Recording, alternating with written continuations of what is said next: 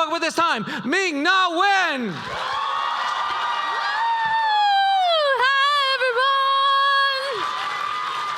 All right, who's a Ming-Na Wen fan? All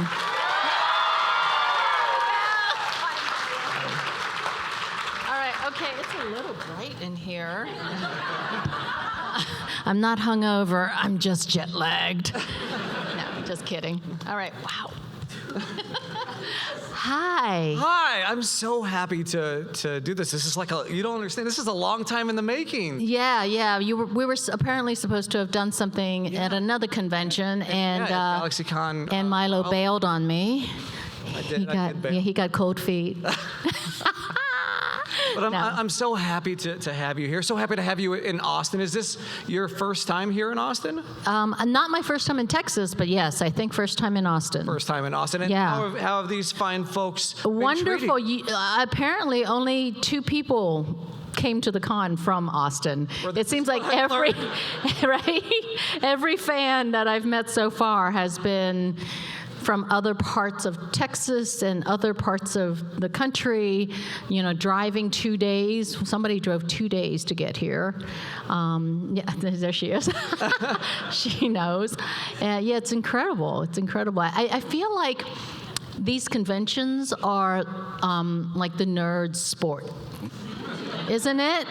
And it's so wonderful that we have this available to us now.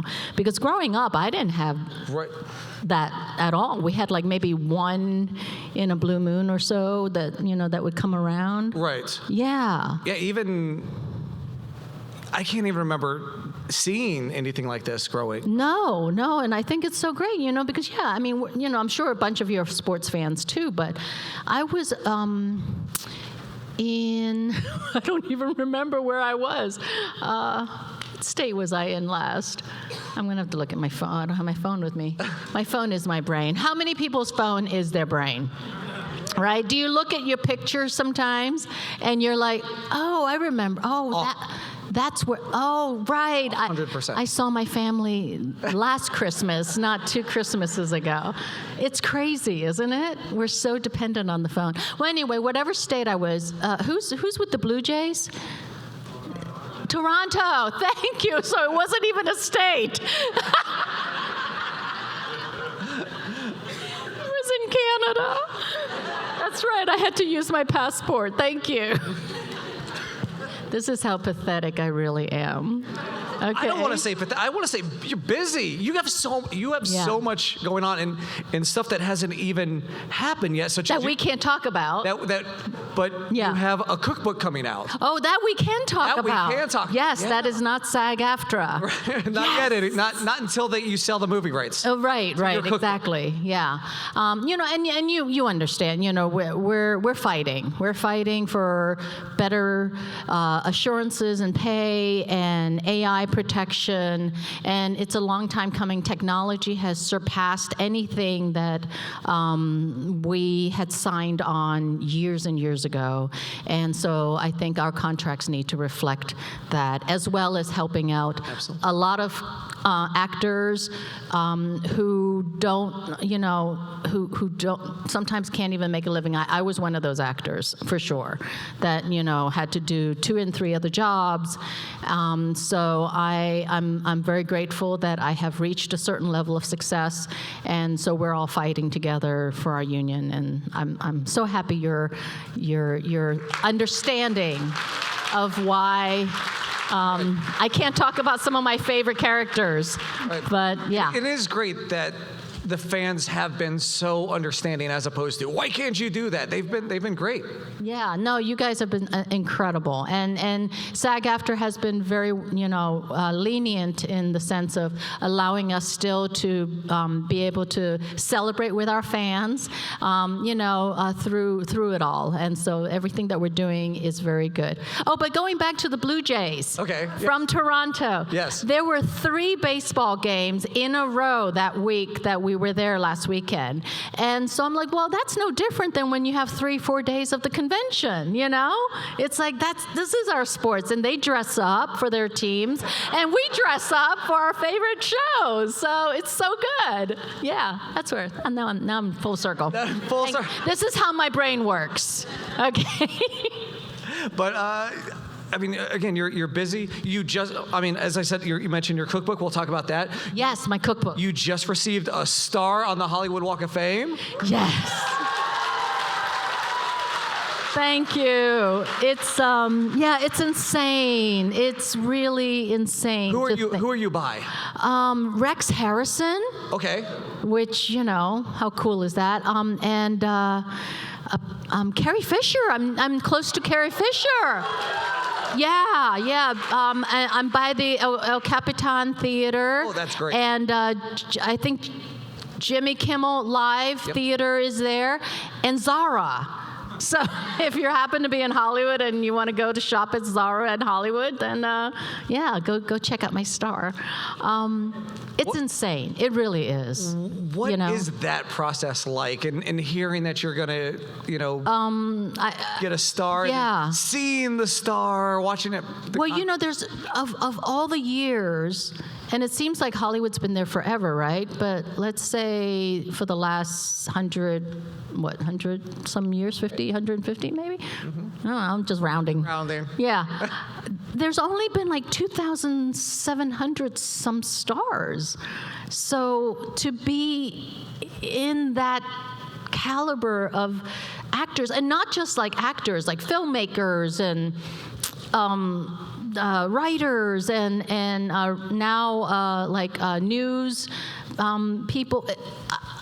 It makes me realize that if you have a dream, you have to put your best effort and make it happen. Because if it could happen to someone like me, who came to this country at a young age, not speaking any English, and pursuing a career that is so incredibly difficult to succeed in, and yet somehow end up decades later with this star that is such a symbol for me of old Hollywood glam, the Paul Newmans of the world, I just name Audrey Hepburns, and to be amongst them.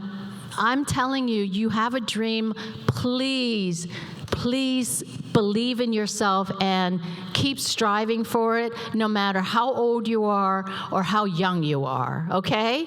Because it can happen. If it can happen to me, it can happen to you. So however small, however big your dream is, all right? Really believe in yourself, and go after it. And then they give you a replica, Yes. There's a gentleman that actually makes the replica. That's his job. Oh. Yeah, and it's fantastic. So where do you hang yours? I have a whole I call it my narcissist wall. So stupid. But if you don't love yourself, who will, right?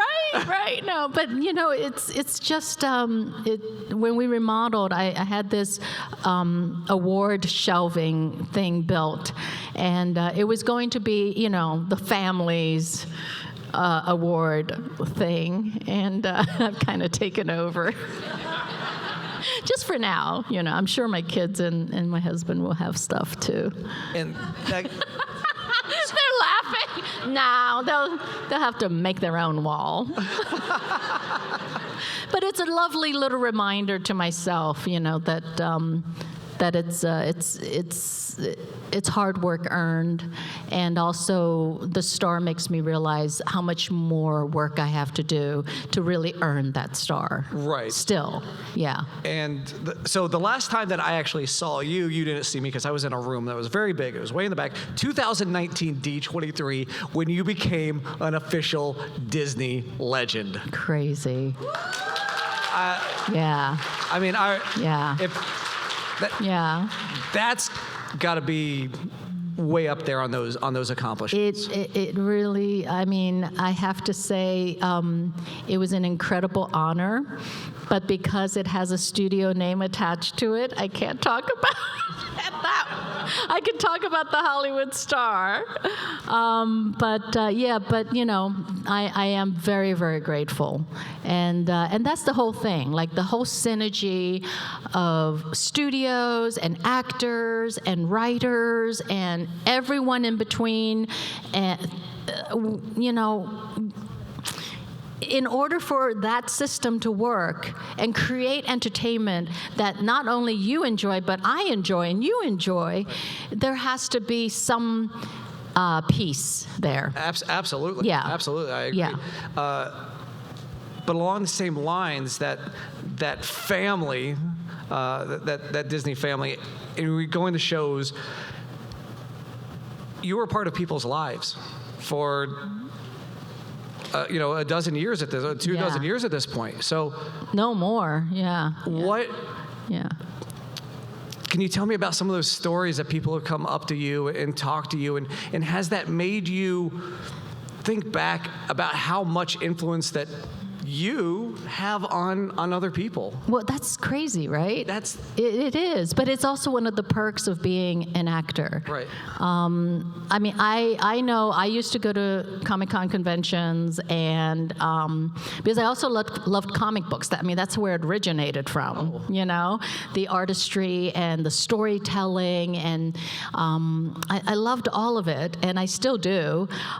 So it's a bit odd that I'm up here on stage and having people, the incredible fans, like coming up and telling me how much certain characters that I've portrayed have left a positive impact on them, and then how some moms are bringing their kids and sharing certain characters that I had done a long time ago.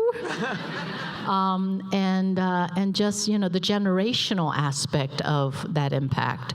It's an incredible honor. It's an incredible perk, and I never take it for granted. You know, I really feel like the reason why I was given this path, you know, to be able to communicate and connect. That's the most satisfying thing about the job, is that no matter who you are, what you look like, what ethnicity you are, male, female, and every other aspect in between and through and above and under, ultimately, we are all human beings, and we just want to make a connection. And I think the more love and the more commonality, the greater our lives all can be. And so that's what I strive for in my work, in my you know, meeting everyone. Because what else is there to life other than try to find happiness, you know, and joy? Absolutely. Yeah. Absolutely. Yeah. I love. Right? Isn't that what we all just wish for? Love and joy and happiness?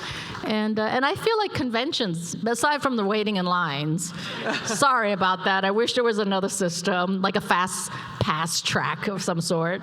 It's, you know, it's just all about that. It's all about connecting. I love when you were talking about your narcissist wall, and your family's gonna have to, you know, build their own. Now, your daughter is kind of following those footsteps, right? Well, she tried. Okay. And then she realized, oh, Mommy, it's more than just like going out audition and then getting a part. Like Mommy made it look easy.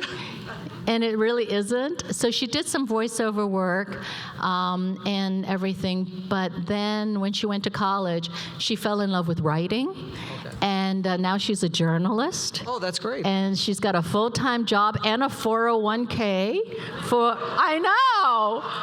She's like a full-grown adult. But we're still waiting for her to pay rent. that'll start next year. I told her she could save some money up. Yeah, she works for Variety, and she's doing amazing work as a journalist. That's fantastic. Yeah, very proud of her. That's obviously when, as a parent, seeing your kids go on to be success, that has to feel good. Yeah, and she meets more celebrities than I do now. I'm like, oh, who did you just meet? Like, she's always constantly like telling me like, oh yeah, I just met Glenn Close and Liam Neeson, and I'm like, oh, I love them. Can you get an autograph for me? I love your Instagram, your Insta stories of you and. Are you stalking me? Yes. But of your love for Broadway, because I'm a huge Broadway fan. Yeah. And so being able to do that as a family, I think that's a great thing as well. Yeah. What is the last show that you've seen? On Broadway, it was Anne Juliet, I believe. Okay. Yeah. And over at the Pantages Theater, because we support a lot of Los Angeles theater, we saw Beetlejuice, I believe. Oh, yeah, which was really, really cool. That's yeah. fantastic. Yeah. I've seen Beetlejuice. I haven't seen Anne Juliet. It's great. It's a jukebox. It's a jukebox, which, sometimes they work and sometimes they don't. These kids are so talented, and a twist on Romeo and Juliet, it's hilarious. Now, you made that transition from stage to film. How difficult was that? And I've talked to a lot of folks this weekend who did start off in theater. Do you feel that theater is a necessary step? It certainly doesn't hurt. Okay. Or anyone ever tried theater in this audience at all? Yeah, or tried to be actors, or did even like the Easter play or the Christmas play in elementary school? I'm sure most of you have had some experience in theater, right? And why is that? I think it's because it allows you to explore and work together as a team, as an ensemble. I love theater for just, there's no take two. It's like you mess up, you got to figure it out. You got to like run with it. You got to have your friends like try to like help you out when you forget a line or forgot your entrance. Well, I mean, that's never happened to me. But I'm kind of a little bit afraid to go back into theater because I've been working on sets for so long. I mean, I was on a long-running series, and then I was on another one, and then I would be really scared, I think, because you can't mess up. And that's kind of like really cool because if you do mess up, you have to improvise. You have to figure out a way out of it. And that's kind of like life for me, It's okay to mess up, but then how do you pick yourself up after that? And who do you rely on to, help you through it? Yeah. That transition process, did you find it difficult to go from that one take to, nope, let's do it this way, let's do it this way, let's do it this way? No, I think theater helps you to like think faster, and work harder and believe in the ensemble. I've always believed in the ensemble, which a lot of times you hear all these stories where certain actors may not have come from theater or may have, but then feel like it's all about them. Right. Yeah. I bet you they have a bigger narcissist wall than I do. No. But yeah, I never understood that, when actors, and I've worked with a few of them where like they think that it's about them. And it's like, well, no, not really. You didn't write the script, number one. You're not directing it, number two, and you're not forking out money to make it happen. It's like it's a group effort. Absolutely. Yeah. Now, you mentioned going from series to series and series, and some of those series, you played very strong, empowered women. Yeah. Can you? Absolutely. Yeah. You absolutely. guys know who it is, right? Yeah. Thank you. So can you talk a little bit maybe about the pressure of having to do that character and portray it in a certain light and as a role model? All right, here's the thing. Like I am, that was the chair, by the way. I don't know if you heard. It was making like a farty noise. It was the chair. It wasn't me. I think I had the mic right there when it was making making that noise, and now, wait. Let me see. And Oh, now- there, do you hear it? Okay, see, it's the chair. Okay. Just want to be clear. Okay, what were we talking about? Your roles and having to be. Yeah, role well, here's model. the thing.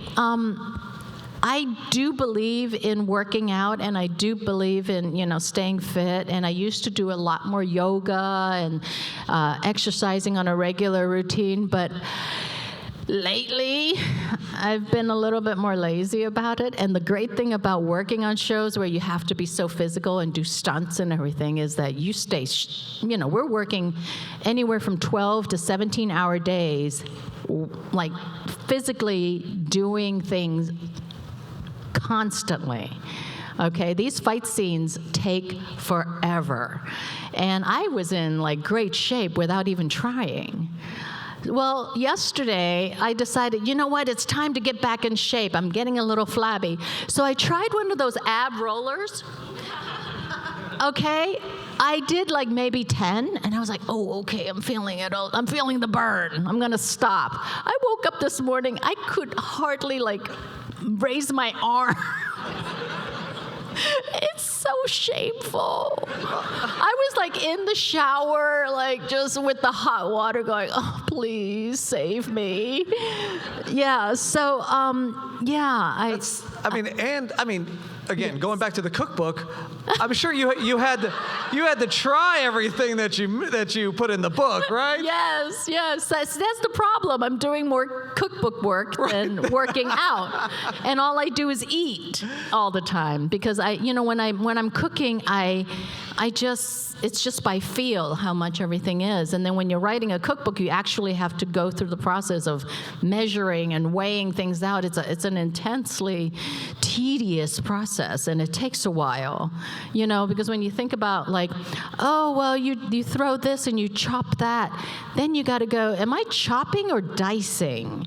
Am I grading or it's a lot of work. So when my cookbook comes out, I hope you appreciate and try some of those recipes. How did the concept of a cookbook even come to fruition? From the fans, yeah. Fans? Yeah, because I used to post a lot of my cooking and stuff, and a lot of fans were like, oh, what's the recipe? Oh, you should write a cookbook. And so that kind of got into my brain. This was years ago, but then, and here's the other thing, don't put yourself into a box. Because I usually don't, but with this, I did. Because even though I'm a restaurant daughter, right, and I have two chefs growing up, my mom and my dad, I think like any situations where you always put your parents on a pedestal about certain things that they do, I was never the great cooks a great cook that they were. I consider myself a good cook, and but so the process of wanting to write a cookbook didn't seem like it made sense to me because I didn't think of myself as a chef. So how could I write a cookbook? And I didn't consider myself an author because those were not titles that I felt like I have earned. And then I learned that there were a lot of celebrities who have cookbooks out there that don't even cook. No names. Shame. But, No, names.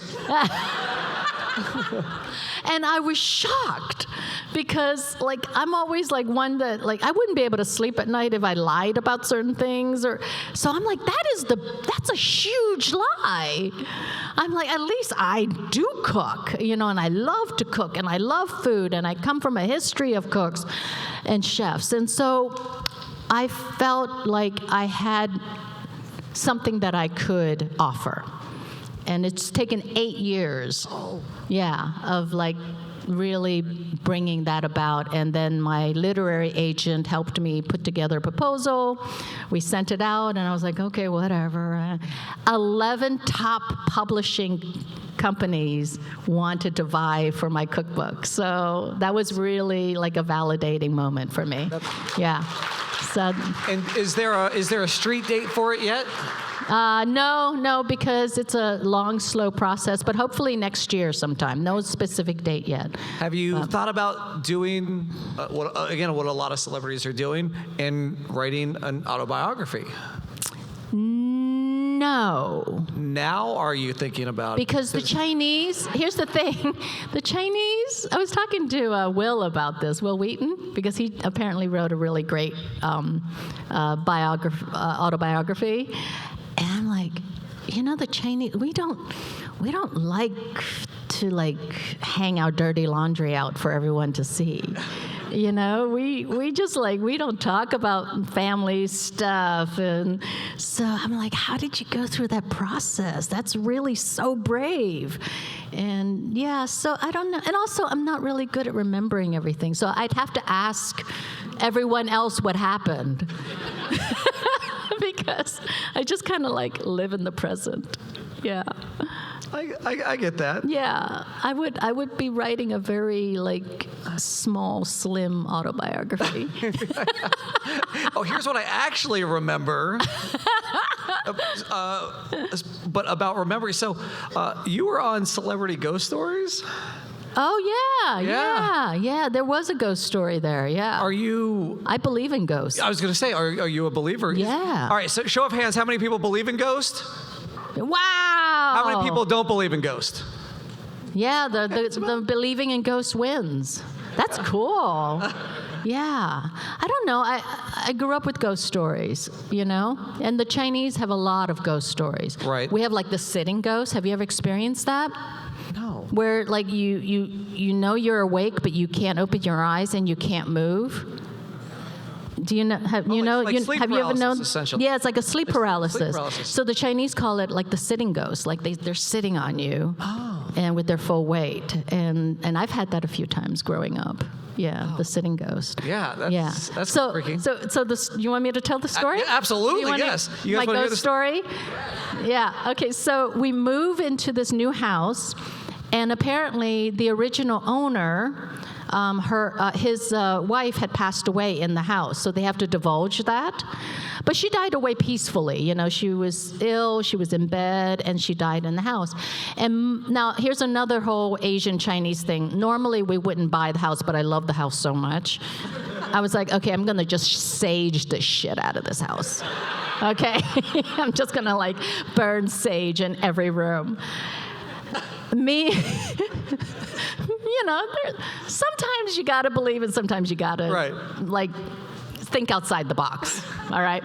So I'm sitting in the TV room with my daughter, and she was about 2, and when you're watching a cartoon with your kid, they're riveted. Out of the blue, she jumps out of her chair, literally jumps out of it and walks over to this little area that we had that looks up to the upstairs. And she's just staring. So I go over, I'm like, Michaela, what are you looking at? And she looks up and there's a little walkway up on top that looks at these stained glass windows that apparently the original owner had designed or had commissioned and made these special designed stained glass, which I didn't like. And I was going to get rid of them. That was the first thing I said when I moved into the house. Oh, these stained glass windows are going. So my little daughter, 2.5 at the time, she looks up and I'm like, Michaela, what are you looking at? And she's like, the lady.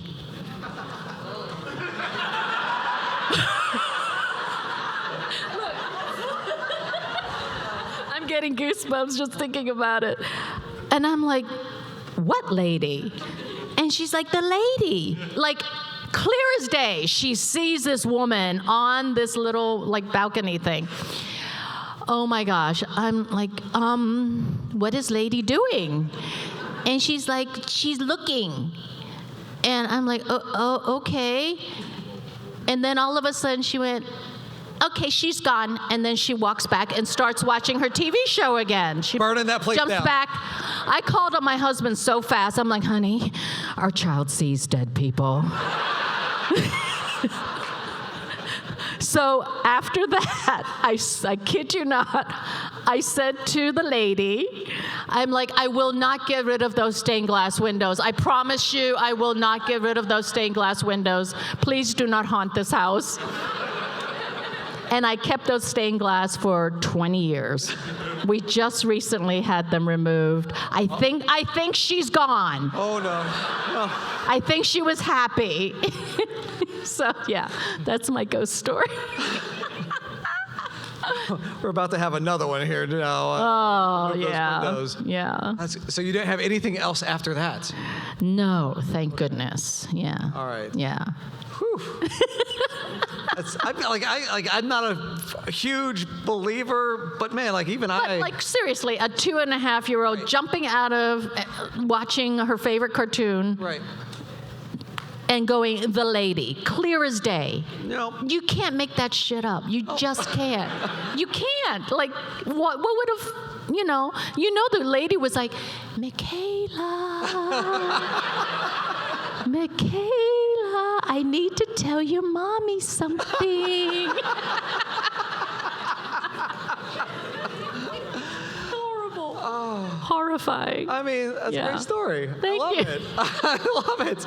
Yeah, and to tell you the truth, they were like works of art. So I donated it to a set designer who took the stained glass, and so who knows? One day it might show up in some film or TV show, on one of her sets. So it's kind of cool. That is kind of cool. Yeah. I want to circle back to something that you mentioned earlier, especially with your daughter meeting celebrities, and obviously you meet a lot of people, whether it's at these conventions, GalaxyCon, Yeah. on set.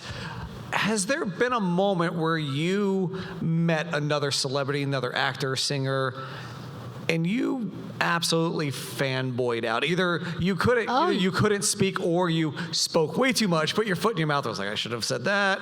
Oh, all the time. I still do. I do it here all the time. Like the first time I met Bill Shatner. I call him Bill. I mean, how crazy is that? I grew up with being I was a Trekker, all of that. I mean, yeah. That is one franchise that I have not named. Trekker's different. But yeah, so I'm always doing it. I'm always kind of geeking out whenever I meet someone. Yeah. Have you ever done anything super dumb? Have you said anything super, just kept talking and maybe, No. maybe I should just shut up now? No. Like I'm doing right now. You are. No. Milo, you're doing great. Yeah, it's very difficult to not ask questions about my career. Just kind of circumventing it all. We're like, so we're going to talk about this, and then Yeah. But no, I mean, the last person I think I fangirled over was Jon Snow. I just know him as Jon Snow. Why am I? What? Yes. Thank you. Who else? Who else did I fangirl over? I do it all the time. Yeah, I do it all the time. I mean, I couldn't remember Toronto, so you're just, the jet lag brain. Yeah. Now, I want to talk about another project, and if we can't, just I let am me know. so like my characters, aren't I? If we can't, I want to know, but can we talk a little bit about Mr. Rogers' Neighborhood? Yeah, that we can talk about, right? Yeah, that's PBS. Yeah, so how old were you when you I was actually in college already, but okay. I looked like I was 12. Right, okay. Yeah. I was going to Carnegie Mellon University studying drama, and they asked a bunch of us if we could participate, and they picked 3 of us, and we were King Friday's trumpeters. And I got to be in the land of make-believe. How cool is that? That is Yeah. legit the cool. The only sad thing in my life that I regret, and being Asian, it's really shameful, is I didn't bring my camera. Okay, I can say that. I can say that. So I didn't get a picture with Mr. Rogers. But you did get to meet him and talk to him? Oh my gosh, yeah. And he's exactly the way you see him. You know, it's just a soft-spoken, kind person, and I thought he was a little nuts because backstage, I thought he was like talking to himself, but I think he was just talking to his puppets. Talking to Yeah. As one does. Yes, one does. Yes. But I think he was just going over his lines with the puppets. Yeah. Let's hope. That's the story we're going That's with. the story we're going. I know. I keep wishing that somebody on set had taken pictures, but I don't know if they did. Yeah. I mean, I guess at least there's video, though, right? Yeah, because, the only thing you see is us as trumpeters in the land of make-believe, with King Friday. So he's there. He does all the puppeteering, which is incredible. But, you don't see him. Right. You just see King Friday.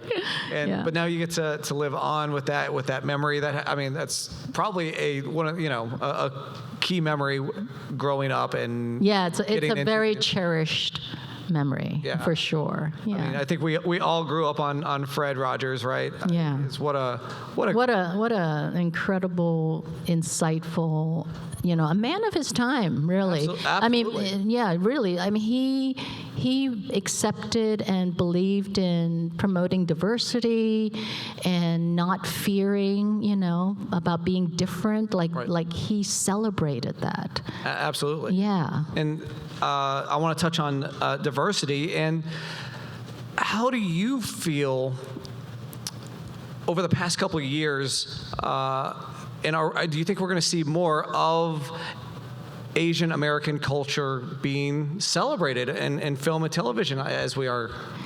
If it makes money, yeah. Ultimately, no matter what, anything that becomes successful generally start with a good story. Right.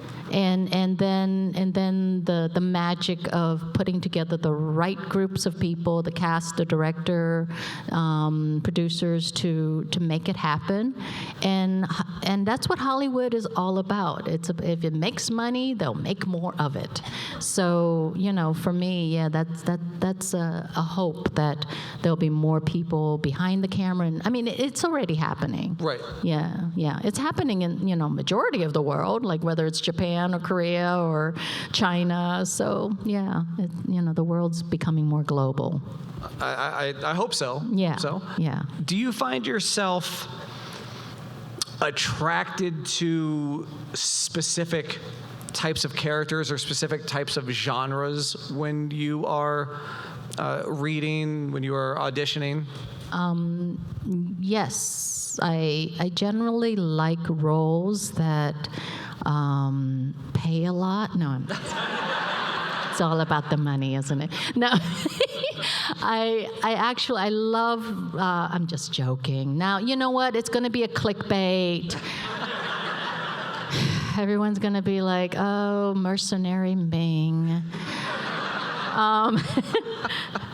The whole thing about wanting to explore characters that are unlike me is what really attracts me. Okay. Yeah. Like most of these characters that I play, I mean, I consider myself a strong woman, but given the right circumstances, I think I'd run rather than run to. I'd run away rather than run to danger if I can.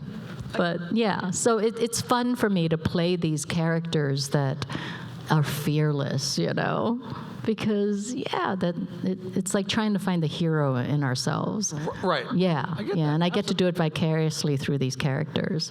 Do you have any dream collaborations, whether it's with a director, whether another actor that you? Well, here's the thing. I auditioned with Keanu Reeves for a project. Okay. Which I also can't mention, right? So stupid. But it became a successful franchise. And he's just the loveliest human being, and I've loved everything that he's done.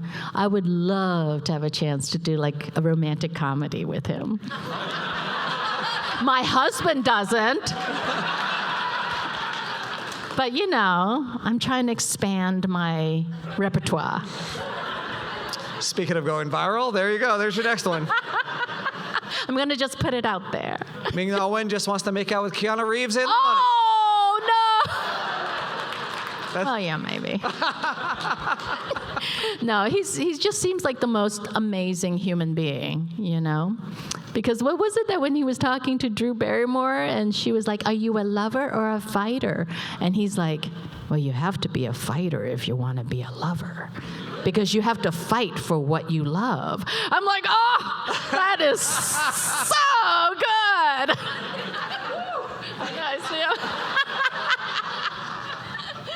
Yeah. How did you, as you said, you have your ghost-seeing daughter. How were you able to find time to be a working mother in the entertainment industry? I have an amazing husband who might be mad at me if he sees this. No, we've been together for 30 years. I was a teenage bride. No. Yeah, and now we're empty nesters. People, if you're parents out there, if you're, parents to little kids, just you wait. Empty nesting is the bomb. All right? Don't let people tell you different. The whole thing of, are you sad that they're not in the house? I'm like, no. I can run around naked if I want to. So yeah, no, we're empty nesting. It's awesome. Yeah, he's incredible. He's an incredible human being and a wonderfully supportive husband and a great dad. I mean, it sounds like if you were able to still have a successful career and still raise. And I always put family first. You know what I mean? And I don't know, because at the end of the day, no matter how many awards you have, you can't hug them, you can't share things with them. It's a piece of metal, it's a hunk of metal. And family, like for me, that's first and foremost. And for years, I didn't take anything outside of LA. Except for one project that I shot in Vancouver for a couple of years. But otherwise, everything had to be in LA because I wanted to be able to go home every night to my family. Yeah. Thank you.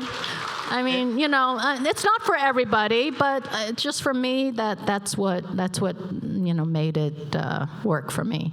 And I think, and now you get to go on the road to conventions, and now you have a huge extended family. Oh, yes. It's so true. Milo, you said, that's a really wet night. Oh, you're kind of like Keanu. Oh. You guys got that on video, right? That's sweet. Yeah. No, I really do. I feel like I'm with my tribe, for sure. I understand. And whenever someone comes to my table and tells me incredible stories, or when they cry, that breaks me up because I'm like, I'm like the Beatles or something. But it's just it means so much to me, and I do feel and treat you guys like family and friends. Yeah. Any last words we want to say to our Austin family? But thank you so much for hanging out here and letting us, I don't know, talk about me. It's so goofy. I am so, I normally, I'm such an introvert. And how many are introverts in here? Right? Okay. So Temuera Morrison, you know who he plays. He is a true extrovert. And I always thought I was an extrovert until I met Tem, okay? Oh my gosh. Yeah, you put a microphone in front of this man, he'll start singing, he'll start like, doing his thing.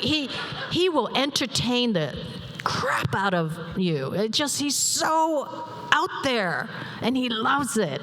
I do it, but I have to kind of like give myself a little pep talk, like I'm Beyonce, and then I come out here and I do my stuff, and then I go home, and I love being in my little nest, my little empty nest. And then right after this, are you going back to your table for the rest of the day? Yeah. I'll be at my table, and if you want to just come by and say hello, don't have to buy anything, don't have to do anything, please do. It's just fun to meet you all. So, thank you. Thank you very much. Thank you, Please give it Milo. up for Ming-Na Wen.